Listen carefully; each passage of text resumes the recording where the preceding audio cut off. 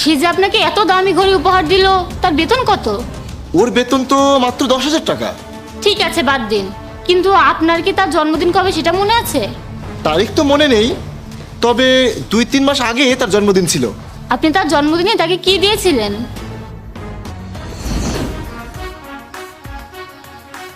তুহিন, আজ তো তোমার জন্মদিন। এখানে অনেকগুলো কাপড় আছে, এগুলো তোমার গায়ে লাগবে, এগুলো তোমার জন্য উপহার। নাও। ঠিক আছে স্যার।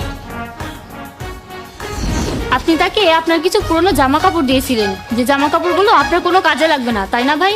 ভাইয়া, আপনি কিভাবে বড় হয়েছেন?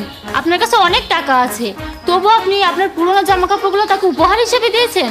এগুলো আপনি তাকে দিয়েছেন কারণ আপনি তাকে ছোট মনে করেন। আর যে মানুষটা আপনার দেওয়া ছেড়ে টি শার্টটি পরেছিল, সেই মানুষটাই তার মাসের বেতনে অর্ধেক টাকা দিয়ে আপনাকে একটা ভালো গিফট দিয়েছে। আমি জানি না সে কিভাবে তার মাসের ভাড়া, খাবার পানির ব্যবস্থা করেছে। আজ পর্যন্ত সে কি আপনার কাছে কোনো দাবি করেছে? কখনো কি আপনার কাছে অতিরিক্ত টাকা চেয়েছে? একজন ড্রাইভার হয়েও সে কখনো আপনার অন্য কোনো কাজ করতে অস্বীকার করেনি। একজন মানুষ তার ব্যাংক ব্যালেন্স দিয়ে নয়, তার হৃদয় দিয়ে মহৎ হন।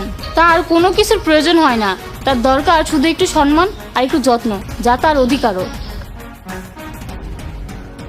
তুহিন, এই নাও তোমার বেতন। স্যার, এখানে তো 16,000 টাকা আর আমার বেতন তো 10,000 টাকা। মনে হয় ভুল করে 6,000 টাকা চলে এসেছে। কোনো ভুল হয়নি, এই সবটাই তোমার টাকা। তোমার বেতন এই মাস থেকে বাড়ানো হয়েছে। ধন্যবাদ স্যার। আর এই যে নাও, এখানে কিছু টাকা আছে, এই টাকাগুলো দিয়ে মার্কেটে গিয়ে নতুন জামা কাপড় কিনবে। আশেপাশে মানুষ দেখবে, তাহলে তো মনে হবে তুমি আমার ড্রাইভার।